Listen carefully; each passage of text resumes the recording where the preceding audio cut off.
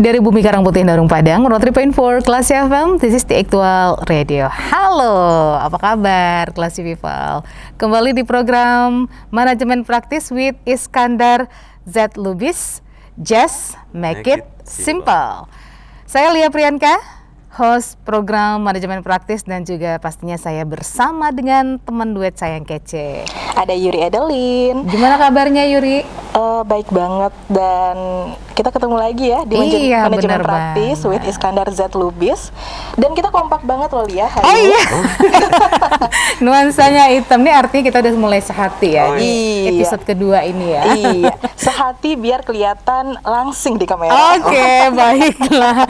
Bener banget, karena kita nggak cuma on air untuk Radio Classy FM aja. Untuk Anda yang tidak sempat untuk mencermati Radio Classy FM, silahkan ke YouTube channelnya Classy FM. Cukup ketik Classy FM dan Anda bisa melihat, mendengarkan dan mencermati obrolan kami di Manajemen Praktis di YouTube channel tersebut. Gitu ya Pak Is ya? Ya. Pak Is, apa kabar? Assalamualaikum. Waalaikumsalam warahmatullahi wabarakatuh. Kabar baik Pak? Alhamdulillah. Alhamdulillah, seger. Iya, amin.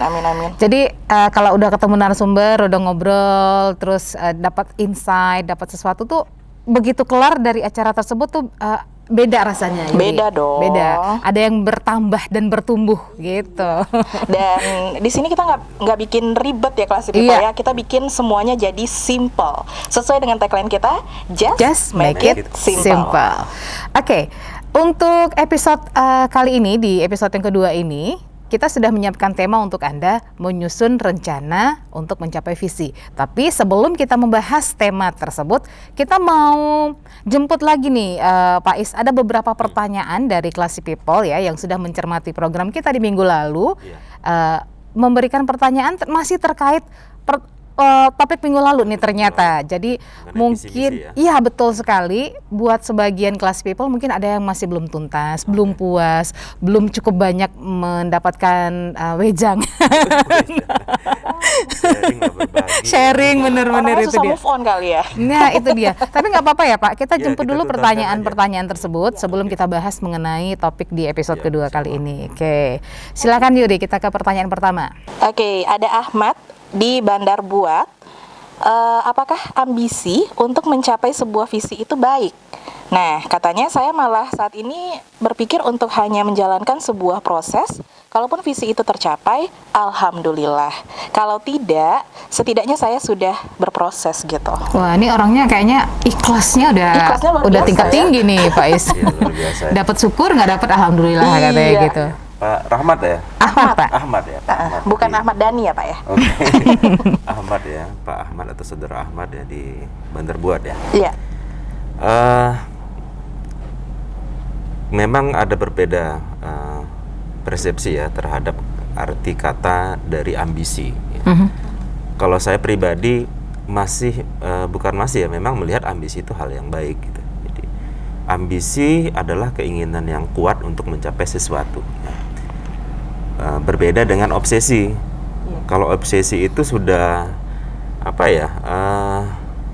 udah nggak mau tahu, pokoknya harus dapat aja gitu. Bisa menghalalkan segala cara gitu. Mungkin menggebu-gebu gitu ya. Saya rasa kalau obsesi itu udah masuk kategori kurang wajar ya. Bahkan mungkin termasuk something wrong with psikologisnya gitu Pak. Dengan kejiwaan. Iya. Tapi kalau ambisi sebenarnya masih positif ya. Justru itu bisa menjadi energi agar kita berusaha dari hari ke hari itu lebih baik ya. Nah yang tahu itu kita sih sebenarnya, pribadi masing-masing ya. Jadi ketika kita memang merasakan ini sudah menjadi gangguan kepada diri kita, misalkan kita sampai mengorbankan nilai-nilai yang kita anut, itu berarti ya itu udah termasuk obsesi ya. Jadi kita yang paling tahu. Tapi kalau memang masih menjadi penyemangat sehingga kita lebih fokus, sehingga kita lebih sungguh-sungguh, insya Allah itu hal yang positif ya. Karena saya pikir memang dari hari ke hari kita ingin jadi manusia yang lebih baik ya. Dan seperti yang disampaikan oleh Pak Ahmad tadi, bagus sih, memang kita berproses. Jadi walaupun kita sudah menentukan visi kita atau misi kita di awal itu ya, bukan berarti sudah selesai sampai di situ, tidak gitu ya. Nah, itu nanti akan masuk ke topik yang akan kita bahas nanti mengenai perencanaan. Kita akan buat perencanaan untuk mencapai visi tersebut, lalu kemudian setelah kita eksekusi, kita evaluasi ya, ternyata perlu ada improvement. Nah, itulah prosesnya gitu. Jadi sebenarnya visi ini membantu kita agar fokus gitu. Tujuannya jelas, Nah, maksudnya jadi jelas gitu segala ya. sumber daya kita itu lebih optimal kita curahkan untuk mencapai visi tersebut. Iya, betul. Oke. Tapi ini dari pertanyaan Pak Ahmad ini ada sesuatu yang menggelitik saya, Pak. Ada itu, apa itu? Gini. Pak Ahmad bilang saya malah saat ini berpikir untuk hanya menjalankan sebuah proses. Kalaupun visi itu tercapai, alhamdulillah. Kalau tidak, setidaknya saya sudah berproses. Agak ambigu juga kalau menurut saya. Jadi agak hati-hati di sini. Sebagian orang ya ikutin aja lah jalannya, let it flow, tanpa satu misi dan tujuan yang jelas di ujung sana gitu, Pak. Kalau saya sih melihat Pak Ahmad ini justru bagus sih. Artinya beliau insya Allah tidak akan stres. Oh gitu ya. Oh, oke. Beliau itu menentukan visi, bukan berarti beliau tidak fokus ya. Kalau saya melihat Visinya ada. visinya ada, hanya saja ketika dia sudah berusaha maksimal, ternyata tidak seperti yang dia Harapkan. berarti dia memang meyakini memang tidak semuanya perubahan itu adalah kontribusi kita. Oke. Ya kita sebagai orang yang beriman juga meyakini bahwa memang ada takdir Allah. Gitu. Oke, berarti intinya kalau ibaratnya ini sebuah perlombaan, piala tuh bukan tujuan akhir si Bapak Ahmad misalnya begitu ya? Ya, jadi proses itu sendiri adalah pencapaian kalau menurut Iya, saya. Karena oke. dalam proses itu sendiri terjadi perubahan kan di diri Iya. kita kan. Bayangin kita membuat rencana satu, setelah dieksekusi, lalu kemudian kita evaluasi, kita improve lagi. Improve itu kan proses membuat kita jadi lebih baik. Oke, baik. Bahkan berulang-ulang sehingga kita memang insya Allah by the time akan mencapai tujuan kita. Intinya tujuannya harus ada dulu, visinya harus jelas dulu gitu ya Pak Iya, Esa? jadi kalau kita sudah menentukan gue mau ke arah sana nih kayak gitu ya, masalah waktunya saja mungkin ya, atau mungkin ada hal yang lain yang di luar perkiraan kita di satu saat memang ternyata memang itu tidak bisa kita tembus gitu, mungkin kita harus belok dulu gitu. Oke, baiklah kalau Positif begitu. kok itu. Semoga sudah cukup menjawab ya untuk Bapak Ahmad di Bandar Buat. Yang penting kita sudah berproses ini, positif sekali kalimatnya. Baik, masih ada pertanyaan berikutnya, Pak Is. Kita ke Ibu Widya di Belanti Raya. Oke, ini untuk Bapak narasumber dan Ibu host-host yang baik hatinya. Alhamdulillah. Jadi Ibu Widya ini ingin bertanya begini. Misalnya kita pengen sukses, bebas finansial, menguasai segala bahasa, bagus di karir, dan jadi perfect mom. Mungkin definisi keberhasilan mencapai tujuan bagi setiap orang itu berbeda-beda. Dan bisa jadi di artikel banyak tips yang berseliweran untuk memberikan trik mencapai tujuan tersebut. Tapi kan tiap orang tidak akan memiliki formula dan problem yang sama menuju suksesnya. Pertanyaannya, sebenarnya apa inti yang harus dilakukan seseorang agar tidak keluar dari visi misinya gitu, Pak Is? Perlu saya ulang? Masih cukup, kayaknya lebih panjang lagi tadi. Ada tadi, saya sempat baca juga sih. Iya itu dia. Pertanyaannya adalah apa inti yang harus dilakukan agar seseorang tidak keluar dari visi misinya? Oh ya, pertanyaan berikutnya ada lagi, sorry Pak. Pertanyaan berikutnya adalah apa kita jalanin saja? Apa memang harus menentukan tujuan agar tetap fokus? Oke. Pertama-tama tentu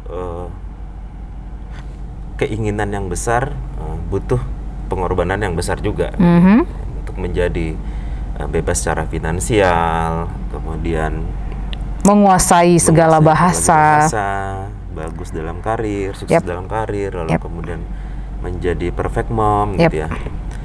Tentu saja untuk mencapai target yang saya katakan besar tersebut gitu ya, butuh memang usaha yang besar juga gitu. Artinya perencanaan yang lebih baik juga. Bukan tidak mungkin, why not gitu ya. Tapi seperti kita diskusikan di episode pertama ya, bahwa pada saat kita menyusun target itu kan harus realistis juga. Realistis atau achievable juga gitu. Artinya kalau waktu itu ilustrasinya jika kita ingin melompat 10 meter dari awalnya kita 3 meter agak kurang realistis ya. Tapi kalau kita ingin menargetkan 4 meter itu lebih make sense. Tapi tidak juga tertutup peluang gitu. Bahwa kita bisa berpindah, saya nggak bilang lompat, berpindah 10 meter gitu. Caranya mungkin pakai diganti gitu ya. roket gitu dengan itu strategi. Betul, Nah, betul. Jadi, Betul. jadi memang apa ya, kita selalu open mind menerima atau mencari hal-hal yang baru gitu ya. Mungkin saja memang apa yang kita ketahui ini belum sesuatu yang mutlak gitu ya. Iya. Artinya dengan banyak membaca, mungkin banyak berdiskusi dengan orang-orang gitu ya, dengan banyak mendengarkan, mungkin kita akan terinspirasi gitu. Ya, bahwa sebenarnya ada strategi yang saya umpamakan dengan roket tadi itu gitu ya. Ya, itu strategi cara jitu untuk mencapai sesuatu tadi gitu ya. Ya, buat lucu-lucuan aja ya Iya. gitu ya, mungkin seperti tadi. Ya bisa saja sih, ini buat lucu-lucuan aja ya. Jadi ya mungkin itu semua bisa terpenuhi dengan menjadi istri konglomerat misalkan. Iya. Jadi, Tapi untuk jadi istri konglomerat tuh ada stepnya juga, ada Betul. caranya juga gitu ya. betul. Jadi Ada usahanya juga ya Pak Is betul ya. Jadi kalau kita singgung sedikit ya, bagaimana kita bisa ini contoh agak ngawur dikit nih ya. Menjadi istri konglomerat misalkan gitu ya. Tentu ada value kan. Value yang kita bisa berikan gitu ya. Value itu sesuatu yang biasanya memang dia sangat butuhkan gitu. Apa sih yang kita ketahui yang sangat butuhkan? Kemudian apa sih yang mungkin dia masih perlu dilengkapi gitu ya, seperti atau memberi nilai tambah buat dia. Secara umum 3 hal itu gitu ya. Oke. Jika kita bisa penuhin itu, bisa saja kita memenuhi target tersebut. Itu contohnya gitu. Oke. Dan itu juga tetap ada usaha juga sih. Betul. Dan harus terencana juga sih kalau menurut saya kayak gitu. Iya. Nah, kembali ke yang tadi ya, yang terakhir tadi ada yang menarik ya. Di situ tadi apakah kita jalani saja ya? Ya. Atau harus fokus atau memang harus tentukan tujuan agar tetap fokus. Iya, sebenarnya si ibu ini sudah menjawab gitu ya pertanyaannya. Jadi tujuan dari keberadaan visi misi tadi itu terutama sebenarnya agar kita fokus.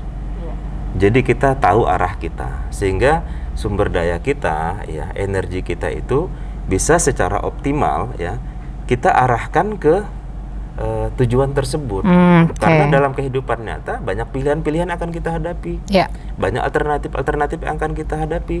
Betul. Sehingga ketika kita punya visi yang jelas ya, saya kasih ilustrasi, jika tujuan kita itu sudah jelas, maka kita akan bisa milih, prioritas gue ini gitu. Karena tujuan gue ini gitu. Oke. Ini kan kalau kata Ibu Widya, dia pengennya banyak nih permisalannya gitu ya Pak Is ya, pengen sukses, bebas finansial, menguasai segala bahasa, bagus di karir, jadi perfect mom. Ini mungkin bisa di breakdown jadi target antara gitu Pak? Bisa Ya kan? jadi nggak bisa dicapai sekaligus. Iya, nggak gitu. mungkin sekaligus Bisa gitu ya. Teknisnya seperti itu bisa juga gitu.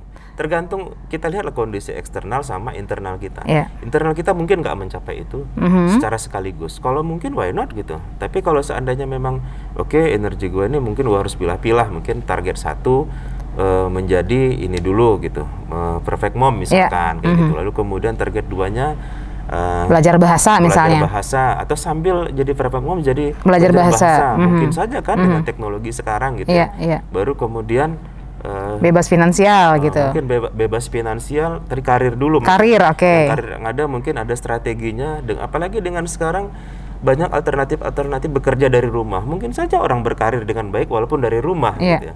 Setelah punya uang yang cukup, mungkin bisa saja dia mungkin menanam saham di sebuah organisasi sehingga dia bebas. Ya? Sangat mungkin. Jadi semuanya itu bisa saja. Asal memang direncanakan dan memang kita fokus. Ya, jadi ketika nanti ada pilihan-pilihan alternatif yang akan kita lakukan, kita akan memprioritaskan aktivitas kita menuju tujuan kita tersebut. Oke. Tapi saya ada yang menarik tadi di situ. Apa itu, Dia Pak? sampaikan tadi di tengah. Tiap orang memiliki formula dan problem Benar, yang itu ya, yang berbeda ya. Nah, jadi gini ya, nggak akan ada orang yang selalu benar, nggak ada orang yang selalu salah kayak gitu ya. Jadi memang kita kan Allah berikan kemampuan untuk berpikir ya. Jadi saran saya memang kita harus banyak belajar, menampung dari berbagai referensi. Kita akan mengolah sendiri dan kita yang tahu yang paling cocok buat saya itu apa. Gitu. Oke. Nah, jadi saya setuju seperti itu. Jadi jangan berharap ada pil instan gitu ya. Kita akan mendapatkan jawaban instan dari seseorang gitu ya. Itu mungkin sesekali mungkin bisa gitu, tapi nggak selalu. Jadi kita memang harus meramu dari berbagai masukan-masukan yang ada, pengetahuan-pengetahuan yang ada, lalu kita sesuaikan dengan kondisi kita. Ya, karena sumber daya setiap orang tuh berbeda-beda ya Pak Is. Kondisi internalnya berbeda, eksternalnya berbeda. Support sistemnya gitu juga beda ya. Oke, Ibu Widya, semoga sudah terjawab ya pertanyaan dari Ibu Widya yang ada di Belanti Raya. Oke, sebelum kita break masih ada satu pertanyaan lagi dari Instagram ini. Silakan Yuri. Oke, ada Pak Rahmat, ini yang bertanya di Instagram, Pak, gimana agar visi yang ingin kita capai itu tidak terdistrak dengan kondisi eksternal? Tapi nanti ya, kita keep dulu. Ya, kita keep dulu Pak. Kita break dulu, Classy People. Jangan kemana-mana, tetap di Manajemen Praktis with Iskandar Z. Lubis. Just make it simple.